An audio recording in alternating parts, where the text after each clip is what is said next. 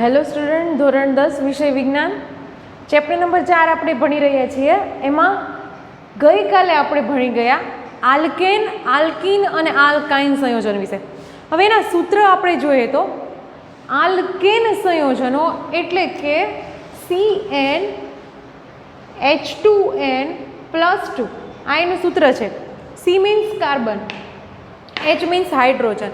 હવે જે આપણે methane, ethane, propane, butane, pentane, hexane, heptane આ બધા જે સંયોજનો હું કહું છું એ બધા ક્યાં છે તો કે આલ્કેન સંયોજન. એના સંયોજનોના સૂત્ર જે સૂત્ર ઉપર લાગુ પડે છે એ છે CnH2n+2. હવે આપણે વાત કરીએ સેકન્ડ નંબરના જે દ્વિબંધ બનાવે છે એ સંયોજનોની, જેનું નામ છે આલ્કીન સંયોજન. એનું સૂત્ર શું થશે તો કે CnH2n, only CnH2n, okay, not +2, no -2. Next છે આલ્કાઇન સંયોજનો. એનું સૂત્ર થશે CnH2n-2. તમે જોઈ શકો છો આલ્કેન એટલે કે +2, આલ્કીન એટલે ખાલી 2n અને આલ્કાઇન એટલે કે -2. બરાબર, +2 -2 અને વચ્ચે ખાલી 2n. તો આ થઈ જશે એના સૂત્ર. હવે આલ્કેન સંયોજનો છે, આપણે કાલનું ફરીથી એકવાર રિવિઝન કરી લઈએ કે આલ્કેન સંયોજનો છે એ એકલ બંધ બનાવે છે, એટલે કે એ એક બંધ સાથે જોડાયેલ સહસંયોજક બંધ બનાવે છે. આલ્કીન સંયોજનોની વાત કરીએ તો એ દ્વિબંધ બનાવે છે. આલ્કાઇન સંયોજનોની વાત કરીએ તો એ ત્રિબંધ બનાવે છે. બરાબર, આ આપણા થઈ ગયા હાઇડ્રોકાર્બન સંયોજનો. હવે આગળ વાત કરીએ કે હાઇડ્રોકાર્બન સંયોજનોનું બંધારણ કેવી રીતના બને છે. તો હાઇડ્રોકાર્બન સંયોજનોમાં બંધારણ 3 ટાઈપમાં પડે છે. એક તો સરળ શૃંખલાવાળા હાઇડ્રોકાર્બન સંયોજનો,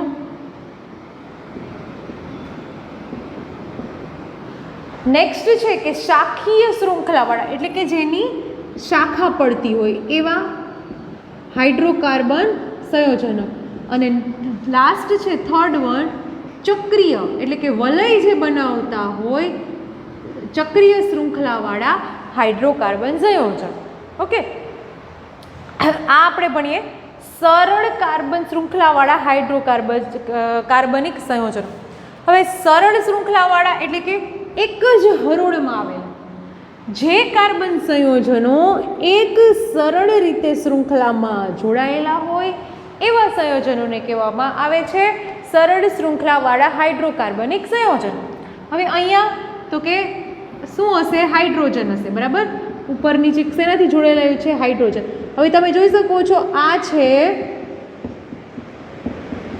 1, 2, 3 અને 4 કાર્બન C4, 1, 2, 3, 4, 5, 6, 7, 8, 9 ને 10 H10. C4H10 એટલે કયું સૂત્ર થયું? C4 એટલે કે કાર્બન 4, તો મીથેન, ઇથેન, પ્રોપેન અને બ્યુટેન. તો આ સૂત્ર થયું બ્યુટેનનું. બરાબર, તો બ્યુટેન એ શું છે તો કે સરળ શૃંખલાવાળા હાઇડ્રોકાર્બનિક સંયોજનો છે. નેક્સ્ટ આપણે જોઈએ શાખીય શૃંખલાવાળા હાઇડ્રોકાર્બનિક સંયોજનો કે જે શાખામાં ગોઠવાયેલા હોય છે. શાખા એટલે કેવી શાખા? બ્યુટેનની જ આપણે વાત કરીએ તો બ્યુટેનને તમે 2 રીતે લખી શકો છો. એક તો મેં આ રીતે લખીએ. બરાબર, હવે 4 કાર્બન છે તો 4 કાર્બનને તમે આવી રીતના પણ લખી શકો 1, 2, 3. બરાબર, પણ અહીંયા જો તમારે ન લખવું હોય તો તમે આને આવી રીતના 2 શાખા કરીને એટલે કે 4 કાર્બન, તમારે કોઈ પણ રીતે કાર્બન 4 દર્શાવવા છે તો તમે આ રીતે દર્શાવો કે આ રીતે દર્શાવો, 2 વસ્તુ સેમ જ છે. બરાબર, તો 1, 2, 3 ને 4 કાર્બન અને બંને વચ્ચે કેવું બનશે, એકલ બનશે. બરાબર, અને બાકી જે વધશે એ હાઇડ્રોજન થશે, HHH. આ બાજુ પણ 3 HHH, આ બાજુ 2 અને આ બાજુ 3. ઓકે, હવે આ થઈ ગયું તમારું શાખીય શૃંખલાવાળા હાઇડ્રોકાર્બનિક સંયોજનો કે જેને 2 રીતે તમે લખી શકો. આવી રીતે પણ લખી શકો, હરોળમાં પણ, અને શાખા બનાવીને પણ તમે લખી શકો. એટલે એને કહેવાય છે શાખીય શૃંખલાવાળા હાઇડ્રોકાર્બનિક સંયોજનો. હવે આપણે વાત કરીએ વલય એટલે કે ચક્રીય શૃંખલાવાળા કે જે ચક્ર કંઈક બનાવતું હોય. દાખલા તરીકે મારી પાસે એક સૂત્ર છે CH2 CH2 CH2 બરાબર. તો આ શું બનાવ્યું? એક ચક્ર બનાવ્યું. તો આને એક ચક્રીય શૃંખલાવાળા હાઇડ્રોકાર્બનિક સંયોજનો કહી શકીએ આપણે. હવે ચક્ર જેવી રચનામાં એ આવી પણ કરી શકે છે, પછી એવો ષટકોણ પણ બનાવી શકે છે, પંચકોણ પણ બનાવી શકે છે, બરાબર. તો આવી રીતના ચક્ર પણ હોઈ શકે છે. તો આવા કોઈ પણ રીતે જો તમે એવા હાઇડ્રોકાર્બનિક સંયોજનો જુઓ તો એને કહેવામાં આવે છે ચક્રીય શૃંખલાવાળા હાઇડ્રોકાર્બનિક સંયોજનો. ચક્રીય એટલે કે રાઉન્ડ શેપ, જેને આપણે કહીશું સાયકલ જેવી રચના બનાવે ને એટલે. હવે એવું જ એક સૂત્ર છે સાયક્લોહેક્ઝેન, સાયક્લોપ્રોપેન, સાયક્લોપેન્ટેન, બરાબર. આનું જો આપણે એકાદું નામકરણ કરીએ તો દાખલા તરીકે આપણે લઈએ સાયક્લોપ્રોપેન.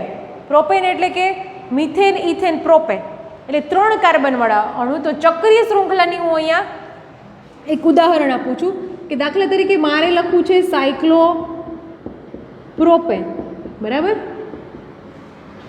એક વસ્તુ માઇન્ડમાં રાખજો, હું જે આ વાત કરું છું એ સરળ કે શાખીય શૃંખલાની વાત કરતી નથી, હું ચક્રીય શૃંખલાની વાત કરું છું, જેનું ઉદાહરણ મેં અહીંયા દર્શાવેલું છે સાયક્લોપ્રોપેન. રેડી. પ્રોપેન એટલે કે મિથેન, ઇથેન, પ્રોપેન એટલે કે 3 કાર્બનવાળા અણુ, એટલે કે થશે C3, બરાબર.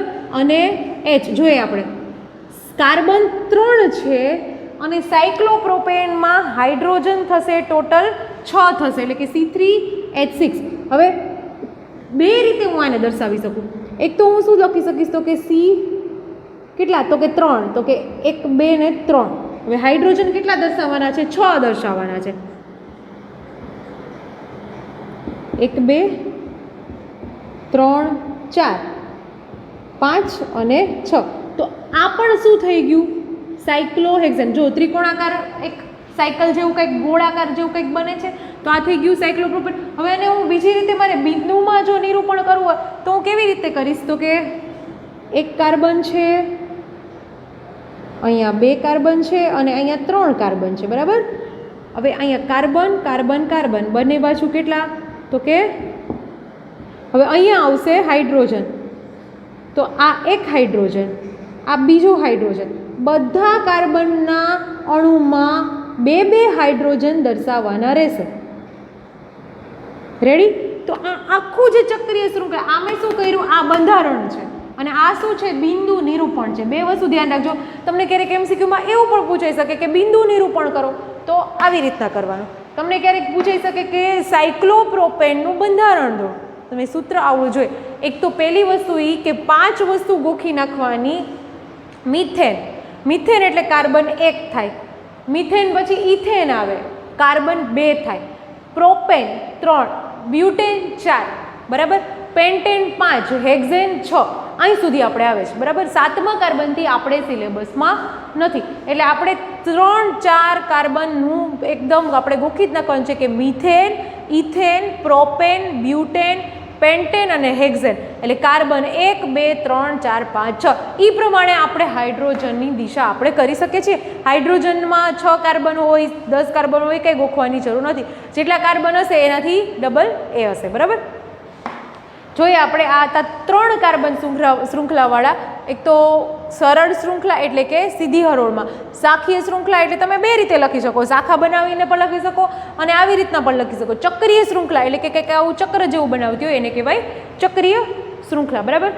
હવે તમને એવું કહેવામાં આવે છે કે બેન્ઝીનનું ઇલેક્ટ્રોન બિંદુ નિરૂપણ દર્શાવો. તો તમે કેવી રીતના દર્શાવશો? બેન્ઝીનનું પહેલાં તો આપણી પાસે કોઈ પણ બિંદુ નિરૂપણ હોય અથવા તો કોઈ પણ ઇલેક્ટ્રોન રચના હોય તો એ બધામાં તમારે પહેલાં અણુસૂત્ર, પરમાણુ ક્રમાંક આપેલા કેમ આપણે જરૂરી હતું, એવી જ રીતે આપણે હાઇડ્રોકાર્બન જો સંયોજનો ભણતા હોય તો આપણી પાસે એનું બંધારણ હોવું જરૂરી છે, એનું અણુસૂત્ર હોવું જરૂરી છે. એક તો બેન્ઝીન છે તો એનું અણુસૂત્ર આપણને ખબર હોવી જોઈએ. બેન્ઝીનનું અણુસૂત્ર છે C6H6, એટલે કે બંને કેટલા? તો કે 6, કાર્બન 6, હાઇડ્રોજન 6. હવે એને કેવી રીતના દર્શાવશું? તો કે પહેલાં હંમેશા દર્શાવાય કાર્બન, એની આજુબાજુ કોણ દર્શાવાય? હાઇડ્રોજન. તો 6 કાર્બન આપણે દર્શાવીશું તો કે 1 એની સાથે સહસંયોજક બનાવો તો 2 3 4 5 અને 6, બરાબર. તો આ 6 કાર્બન, જેમાં વચ્ચે આપણે લખી નાખવાનું સી એટલે કે કાર્બન. હવે બિંદુ નિરૂપણ પછી કરીએ, પહેલાં તો 6 હાઇડ્રોજન દર્શાવવા જરૂરી છે. હવે જો મારે 6 હાઇડ્રોજન દર્શાવવા હોય તો મારે 6 ઓલરેડી કાર્બનના સર્કલ છે, તો ક્યાં દર્શાવવા, તો કે એક કાર્બનના સર્કલ ઉપર એક એચ, બીજા કાર્બનના સર્કલ ઉપર બીજો એચ, એવી રીતના બધા, બરાબર.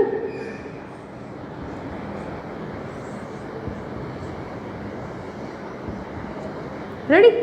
હવે આનું ઇલેક્ટ્રોન બિંદુ નિરૂપણ, જે આટલું દોરવાથી તમને માર્ક્સ મળી જતા નથી. મેઇન શું કરવાનું છે, ઇલેક્ટ્રોન બિંદુ નિરૂપણ. ઇલેક્ટ્રોનને તમારે આમાં બિંદુ તરીકે દર્શાવવાના છે. તો આપણને ખબર છે એમાં તમારી ઇલેક્ટ્રોન રચના જોશે કે કાર્બન અને હાઇડ્રોજન. તો કાર્બનની ઇલેક્ટ્રોન રચના 4, પરમાણુ ક્રમાંક પણ 4, હાઇડ્રોજન એટલે 1, બરાબર. હવે બિંદુ નિરૂપણ જો તમે કરશો તો તમારે હાઇડ્રોજનમાં એક ઇલેક્ટ્રોનની ભાગીદારી કરશે. એક હાઇડ્રોજનના સહસંયોજક બંધમાં બધે કેટલા આવશે, 2 ઇલેક્ટ્રોન આવશે, કેમ કે એક ઇલેક્ટ્રોનની ભાગીદારી એટલે ટોટલ કેટલા થશે, 2 થશે. રેડી. હવે કાર્બનની જો આપણે વાત કરીએ તો કાર્બનમાં ઓલરેડી બે સહસંયોજક બંધના 2 ઇલેક્ટ્રોન આવી ગયા. તો બાકી અષ્ટક રચના ક્યારે પૂર્ણ થાય, 8 ઇલેક્ટ્રોન હોય તો અષ્ટક રચના પૂર્ણ થાય. એટલે કેટલા લખવાના, તો કે 2 છે તો 4 6 અને 8, બધામાં એવી રીતના દર્શાવવાના. 1 2 3 4 5 6 7 8.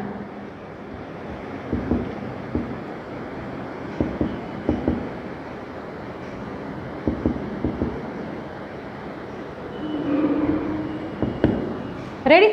તો આ થઈ ગયું ઇલેક્ટ્રોનનું બિંદુ નિરૂપણ, બરાબર. હવે જો તમે આ ટપકા છે એ અહીંયા તમે ન દર્શાવો તો અહીંયા તમે 2 કાર્બન સાથે તમે 4 ઇલેક્ટ્રોન પણ દર્શાવી શકો, આવી રીતના.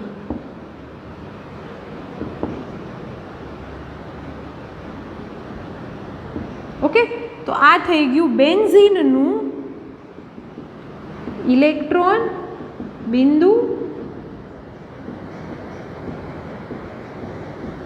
નિરૂપણ. રેડી. તો આવી રીતના તમને બધું પૂછાય, પ્રોપેનનું પૂછાય, બ્યુટેનનું પૂછાય, એમાં તમને પરમાણુ ક્રમાંક અને ઇલેક્ટ્રોન રચના આવડતી હોવી જરૂરી છે. રેડી. હવે આગળ વાત કરીએ વિષમ પરમાણુ. વિષમ પરમાણુ એટલે શું? વિષમ પરમાણુ એટલે હાઇડ્રોકાર્બનની શૃંખલા છે, એમાં એક અથવા વધુ હાઇડ્રોજનનું વિસ્થાપન કરતું તત્વ એટલે કે વિષમ પરમાણુ, બરાબર.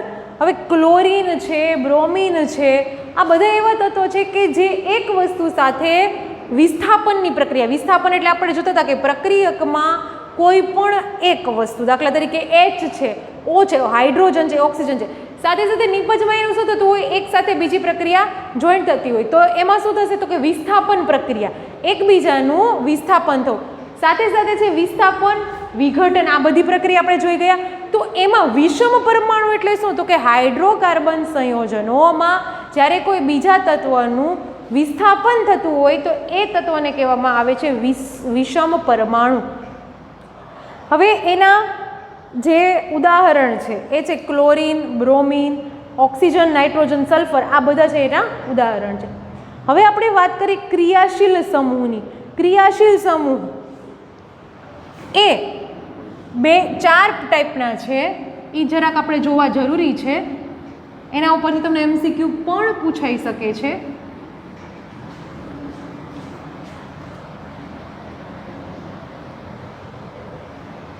ઓકે.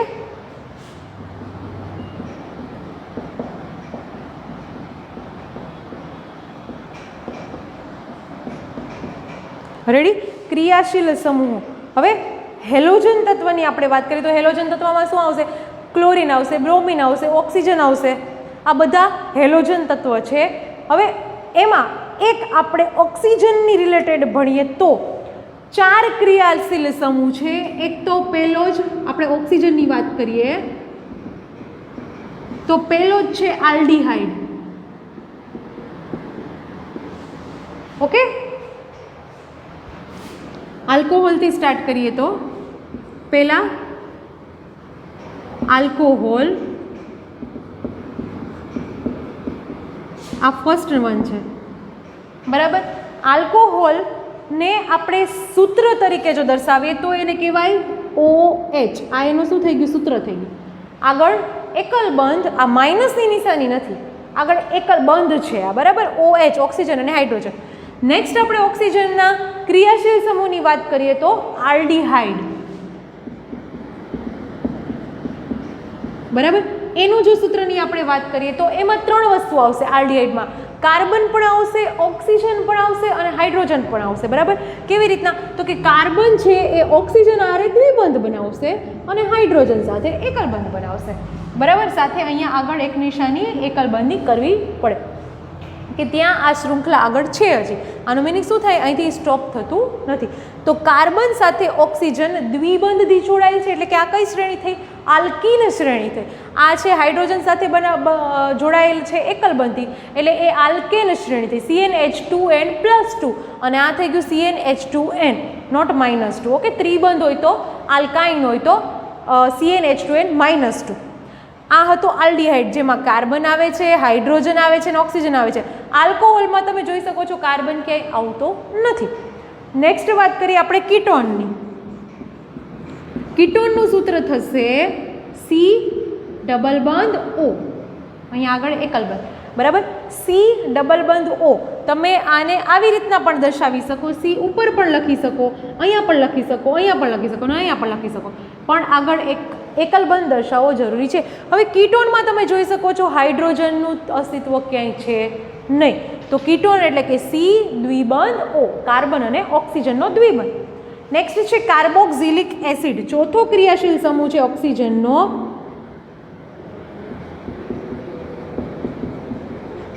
Carboxylic acid. હવે એના સૂત્રની આપણે વાત કરીએ તો એસિડ છે, કાર્બોક્સિલિક એસિડ છે, એટલે એ બનાવશે ઓક્સિજન હારે દ્વિબંધ, પણ OH હારે બનાવશે એ એકલ બંધ, બરાબર. તો એ થઈ ગયું કાર્બોક્સિલિક એસિડ. કાર્બોક્સિલિક એસિડમાં તમે જોઈ શકો છો C_O એટલે કે આ કીટોન થઈ ગયું, અને OH એટલે કે થઈ ગયું આલ્કોહોલ. તો કીટોન અને આલ્કોહોલ જેમાં બંનેનો સમાવેશ છે એને કહેવામાં આવે છે carboxylic acid. Ketone plus alcohol, બરાબર. જો આ આલ્કોહોલ છે કાર્બન સાથે અને આ શું છે તો કે કીટોન છે, એટલે એ થઈ ગયું કાર્બોક્સિલિક એસિડ. તો આ જે 4 મેં તમને કીધા એ કાર્બનિક સંયોજનોના ઓક્સિજનના 4 છે એ ક્રિયાશીલ સમૂહો છે, બરાબર. આના ઉપરથી આપણે આવતીકાલે સમાનધર્મી શ્રેણી વિશે ભણશું. આપણે આ કોષ્ટક છે એ તમારે પાકું કરવાનું રહેશે. ઓકે, આજ માટે એટલું જ. Thank you.